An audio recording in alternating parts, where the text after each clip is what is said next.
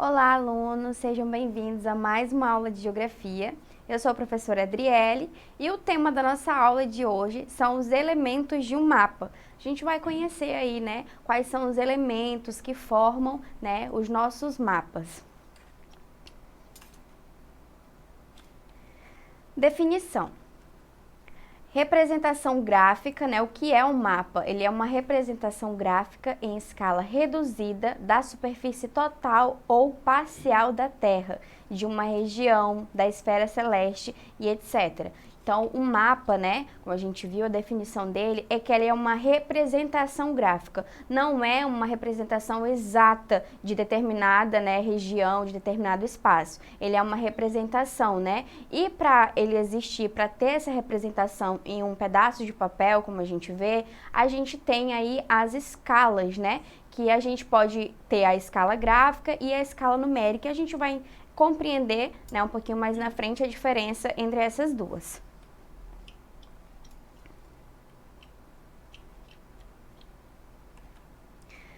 São usados, os mapas são usados para retratar o planeta como um todo, como exemplo aí os mapas mundi, ou apenas uma parte dele, como os mapas de continente, de países, de regiões, cidades ou até mesmo aí os mapas de bairros. Qualquer que seja a sua função, o autor deve sempre incluir os elementos necessários para a construção de um mapa, que são título, escala, orientação, legenda e também projeção. Agora a gente vai entender o que seria o título de um mapa. Aqui a gente tem primeiramente uma imagem para vocês verem a diferença de como eram elaborados os mapas antigamente. Eles não tinham esses elementos, que título, escala e etc. Era totalmente diferente, Eles tinham aí, digamos que convenções, que eram símbolos, para a gente poder identificar determinadas áreas dentro de um mapa. Mas não possuía todos esses elementos que a gente tem, foram criados aí com o decorrer do tempo. O título, indica o assunto ou tema do mapa em questão. Pode carregar outras informações necessárias para sua compreensão, como um subtítulo ou período histórico retratado. O título, ele é o primeiro elemento que deve ser observado pelo leitor, pois só assim será possível compreender do que se trata o mapa observado. Então, o título do mapa, ele vem aí com esse intuito de identificar de que esse mapa se trata, a que esse mapa se refere. É um mapa de regiões, é um mapa político. O título lá no comecinho ele vai estar identificando para você poder saber, de que se trata esse mapa que você está vendo. Aqui a gente tem, como exemplo, esse mapa aí dos grandes complexos regionais do Brasil, A gente tem aí os 3 complexos regionais, que é a Amazônia, o Nordeste e o Centro-Sul, Mas damos destaque aqui, para o título do mapa. É ele que vai identificar aí do que esse mapa está se tratando. Agora a gente vai conhecer as escalas, Como eu falei lá no início, a gente tem 2 tipos de escalas. Vamos ver aí, um pouco de cada uma delas. Para retratar esse mundo real em um mapa, devemos reduzir o tamanho da realidade para que ela caiba neste mapa, para que ela caiba, num papel, por exemplo. Portanto, a escala é a relação entre o tamanho do mapa e o tamanho real da área representada.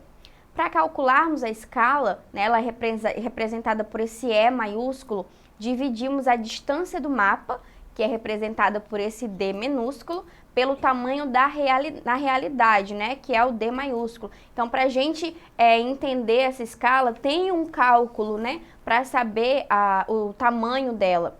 Então, o cálculo, a fórmula seria essa, Escala é igual à distância do mapa dividido aí para a distância real, em centímetros. Quanto maior for o resultado, menor será a escala, pois apresentará menos detalhes, e quanto menor o resultado, maior vai ser a escala e mais detalhes este mapa terá. Por exemplo, um mapa de escala 1/10.000, tá? É assim que se lê, 1/10.000. Tem escala grande, pois a realidade foi reduzida 10.000 vezes. Portanto, ele vai ter muitos detalhes. Já o mapa de escala 1/2 milhões, por exemplo, ele possui uma escala pequena, pois foi reduzido 2 milhões de vezes, então possui poucos detalhes. Compreenderam bem isso aí? Quanto maior for o resultado, quanto maior for o número, menos detalhes nosso mapa vai ter. E quanto menor for o número, quanto menor for a escala, mais detalhes, mais riqueza de detalhes a gente vai ter no mapa. Vamos aí para um exemplo. Se vocês conseguem observar, olhem bem na setinha, a gente tem ali bem no rodapézinho do mapa, a gente tem uma escala, tá? Ali naquele cantinho ali é onde vocês vão observar o tanto de vezes que a realidade, né, ela foi reduzida aí para poder caber aí no espaço, tá? O tanto de vezes que esse mapa foi reduzido. Vamos agora... Aí, ó, o exemplo da escala. A gente tem 1/25 milhões, tá? O mapa tem aí a escala de 1/25 milhões. E quanto maior for o denominador, menor a escala, menos detalhes. Embaixo a gente tem o quê? 1/400 milhões, tá? Quanto menor o denominador, maior a escala. Então, a gente vai ter o quê? Mais detalhes. Agora vamos falar aí da orientação. Trata-se da representação dos pontos cardeais, ou apenas do norte. Normalmente, se localiza no canto do mapa, sendo representado por uma seta ou pela famosa rosa dos ventos, né? Completa. Serve para que o leitor ele consiga se orientar e localizar adequadamente o que ele busca no mapa. Vamos ver um exemplo aí, né, da nossa orientação. Olhando assim, a gente pensa, né, onde é que está essa orientação do mapa? Olhem lá no rodapézinho, aqui a setinha indicando para vocês. A gente tem a rosa dos ventos, tá? Ela indica a orientação desse mapa. Observem os pontos cardeais lá, ó. Norte, sul, leste, oeste, tá? A rosa dos ventos é que indica a orientação do mapa. E aí temos também, né, um outro elemento do mapa, seria a legenda. Qual que é o objetivo? É auxiliar a leitura do mapa. A legenda ela é de extrema importância, tá, em um mapa. Ela traduz os símbolos, as cores que estão sendo utilizadas no mapa, para que o leitor consiga identificar o que está sendo representado, mesmo que ele não tenha um conhecimento prévio sobre o assunto. Para isso, a legenda ela segue uma série de convenções, como o uso de âncoras para localizar portos, aviões para aeroportos, áreas vermelhas para maior temperatura em um local e entre outros exemplos. Então, vamos ver aqui um exemplo de legenda. Olhem só, aqui a gente tem o que? Os nossos biomas, os biomas brasileiros. Então, a gente tem floresta amazônica, a caatinga, o cerrado, Mata Atlântica, os Pampas e o Pantanal. Imaginem aí que esse mapa não tivesse uma legenda. Como é que eu ia saber, né? Se eu não tivesse um conhecimento prévio, como que eu ia saber do que esse mapa está se tratando? Ficaria mais complicado, não é? Então, a legenda, ela é uma, não só a legenda, né? Mas ela é uma das informações, né, essenciais dentro de um mapa.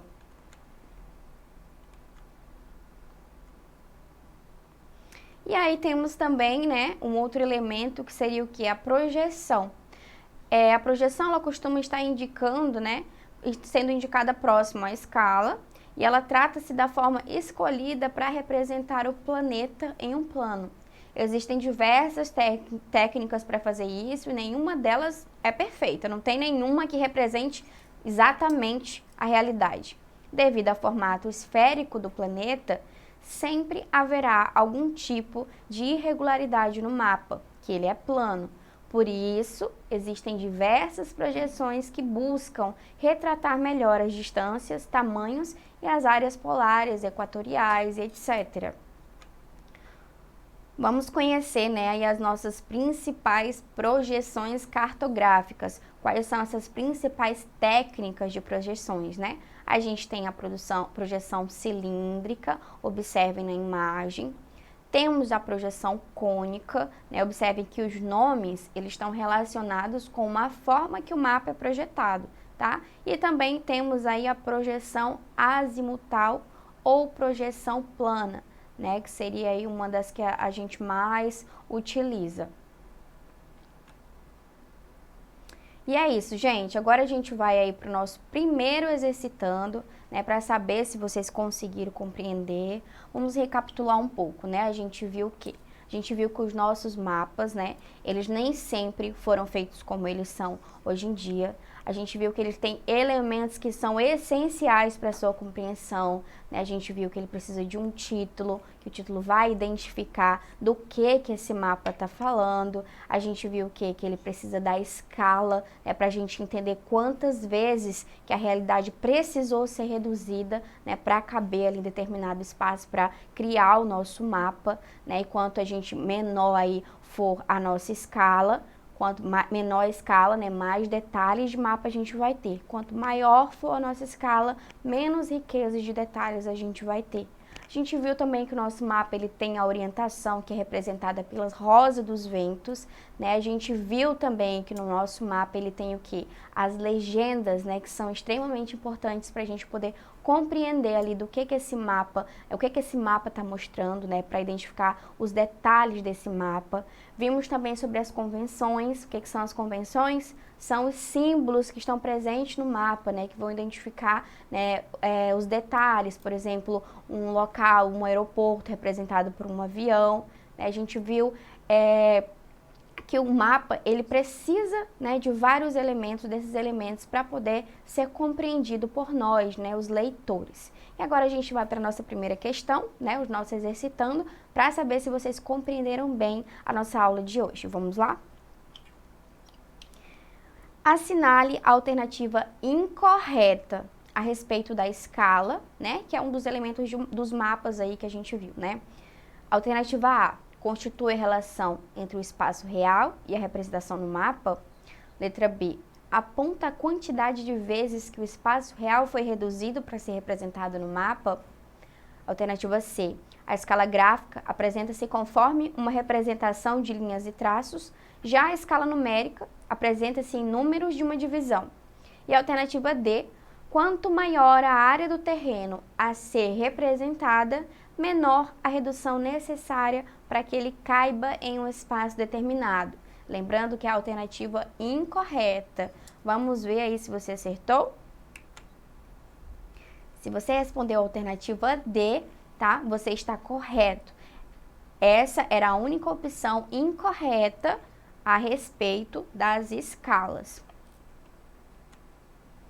Ixi, Maria, esqueci. Eu achei que tinha outra questão. Voltei que eu finalizo. Eu vou dar questão de novo, né? Não. Da resposta? Só do final, né? Eu jurava que tinha outra questão aqui, ó. Deixar o slide assim, normal usar o slide, tá? Tá.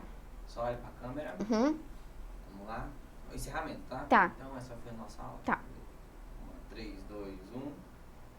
Então é isso, gente. Essa foi a nossa aula de hoje. Espero que vocês tenham gostado.